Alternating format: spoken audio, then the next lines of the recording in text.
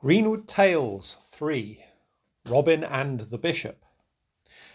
"It is overlong, friends," sighed Robin, "since an adventure came our way."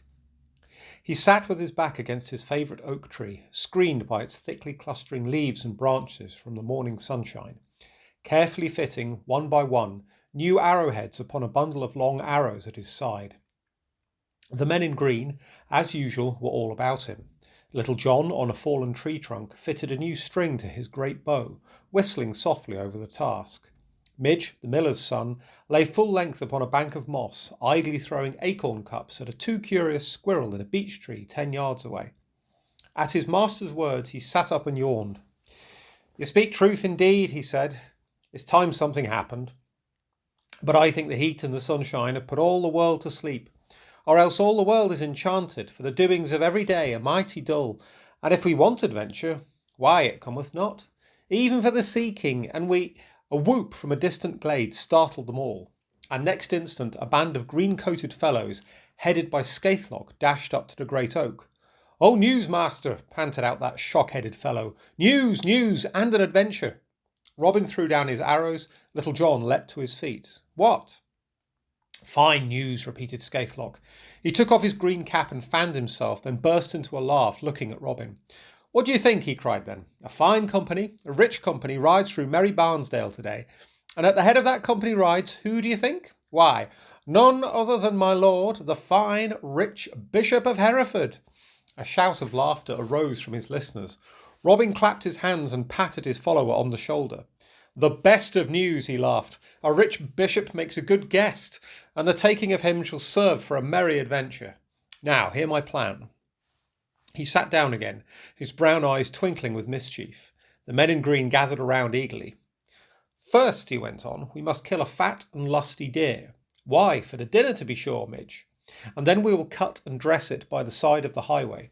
And so keep a lookout that our guest, the bishop, may not miss us nor ride some other way." "He will pass by at noon," nodded Skaithlock. "The better for us. John, man, take your bow and bring me as fine a buck as makes its home in the greenwood. And 6 of you, I care not which, make ready to come with me. Meet us in Barnesdale, good John." Little John slipped swiftly away into the greenwood at once, and Robin and his 6 men made for the forest lodge. There they stripped off their green suits and donned each man a shepherd's dress of rough skin. Then, bareheaded and bare-legged, 7 shaggy rustic figures carrying staves, they set out for the public high-road that wound through the great woods. Little John was there before them, waiting patiently, a fine, freshly killed deer slung across his big shoulders. But at a word of praise and a whispered order from Robin, he lowered it to the grass by the wayside and vanished once more into the forest.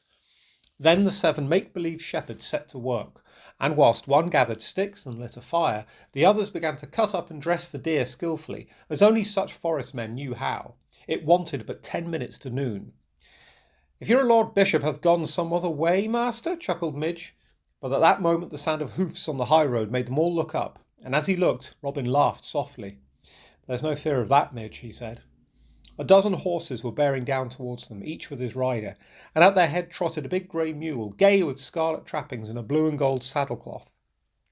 On the mule's back rode my lord the Bishop of Hereford, a small, pink, fat man, puffing noisily in his heavy cloak of purple silk. Those on the horses behind him were a few of his servants. The cavalcade trotted up the road beneath the trees, now in sunshine, now in shade, a brilliant, many-coloured train. But my Lord Bishop's sharp little eyes had caught sight of the forest fire and the rough-coated group by the dead deer, and he tugged hard at the grey mule's bridle. "Hey, hey, what is this? What have we here?" His voice was deep and wheezy, and seemed to come from a long way off. The 7 shepherds round the fire turned and faced him, open-mouthed and simple-faced, but made no answer. "Hey!" cried the bishop again in a louder tone. "What are you doing here? Fellows, did you kill that deer?" Robin stepped forward, a big shaggy figure in his sheepskin. "Yes, your honour, so please your grace," he said in the country fashion, and the men behind him looked down and laughed noiselessly. "What?" spluttered the bishop, taken aback. "You say you killed it? Impudence? No, not that every deer in Sherwood Forest and in Barnesdale belongs to his Majesty the King?" "Aye, your lordship," answered Robin again. But we be a few poor shepherds who spend all a long year a-keeping our sheep, and today we had to mind to be merry, and so—" He gave a grin and pointed a brown finger at the deer. The bishop's fat face went into puckers, and he pursed up his mouth importantly. "Ah, well, since you are such fine fellows, and have, as you say, a mind to be merry, you shall come along with me and tell of your doings to his majesty." He blew a silver whistle, and half a dozen of the gay-coated servants behind him flung themselves down from their horses and advanced towards the men in sheepskin. But Robin ran forward into the road to kneel in the dust before the grey mule, clutching at his lordship's silken cloak. "Oh, pardon," he snivelled. "Oh, pardon, your honour. Would ye take us to be hanged? Alas, alas, so many of us to die." He grovelled at the mule's feet, sniffing dismally, and his companions groaned in sympathy. "Oh!" The bishop thrust a fine leather-shod foot from his stirrup and pushed the kneeling man backwards. "Let go of my cloak, fellow," he blustered. "What? A clown such as you asks for pardon? A knave, a thief, caught in the act. In the act, I say. You shall be swung up. Aye, every mother's son. Pardon, forsooth." His servants gathered close, and some laid hands upon the men in sheepskin. But next instant the mock shepherd was upon his feet, and swift as lightning had dragged from beneath his coat a great silver-mounted bugle horn decked with green ribbons that flashed before my Lord Bishop's startled eyes. Robin stepped back, straight and tall, set the horn to his lips, and blew 3 long, echoing blasts. "Come hither, come hither, come hither," that big horn seemed to cry, and the notes rang clear and loud through that still summer world and over the greenwoods. A minute's silence fell over the group upon the high road. The bishop's fat jaw dropped in sheer bewilderment, and in amazement also his servants stood staring. Then a sudden rustling and stirring sound began to grow amongst the forest trees, and next instant a crowd of green-coated men were pouring fast and thick from the shade of the woodlands into the public way. Faster and faster they flocked in from all sides, that army in green, bearing their great bows, and the bishop, watching open-mouthed, saw that every man of the company, as he came, bowed low to the man in sheepskin still holding his bugle. The crowd had closed in upon my Lord Bishop's small band, and then from out of the throng a mighty black-haired man stepped forward, carrying his giant bow. Then striding up to the shepherd, "We've come at your call, Robin Hood," he cried. "What is your will with us?" "Well, here's a grave business, John," Robin answered, but his bright eyes twinkled with fun. "Here is his lordship, the great Bishop of Hereford, and his company, and here are we in sorry plight, their prisoners for stealing the king's deer. We are to have no pardon, and we are to be hanged. Now, what do you say?" "Say?" cried Little John. "What do we say? What do we ever say to folk such as these? There's but one word that's worth the saying. Kill!" He laughed grimly and made a sign to the outlaws, who clustered closer, and whilst a dozen seized upon the bishop's servants and held them fast, John himself, with a movement of one strong arm, swept their master, now thoroughly scared, from his seat upon the mule and dumped him into the dust, and stood over him a grim figure, towering and severe. At the sight of his lordship grovelling in the road, his fat face pale with terror, Robin shook with silent laughter, and his companions grinned behind their hands. But it was the trembling bishop's turn to kneel now, and he caught at Robin's sleeve, turning beseeching eyes upon John. "Oh, pardon, sirs," he wheezed. "Save me! Spare me! Do anything but kill me. Oh, Master Robin Hood, have mercy for St. Charity's sake. Alas, had I known who you were, I would not have troubled you. Indeed, I would have passed some other way." A titter passed through the throng of outlaws, and "I'll warrant ye would, master," chuckled Skaithlock in the background. Robin's eyes began to twinkle again, and his mouth twitched. But he drew himself up and said in the bishop's own pompous voice, "Let go of my sleeve, fellow. What? A craven such as you asks for pardon? A knave, a Paul Pry, caught in the act. In the act, I say. Pardon, forsooth. He shall come along with me."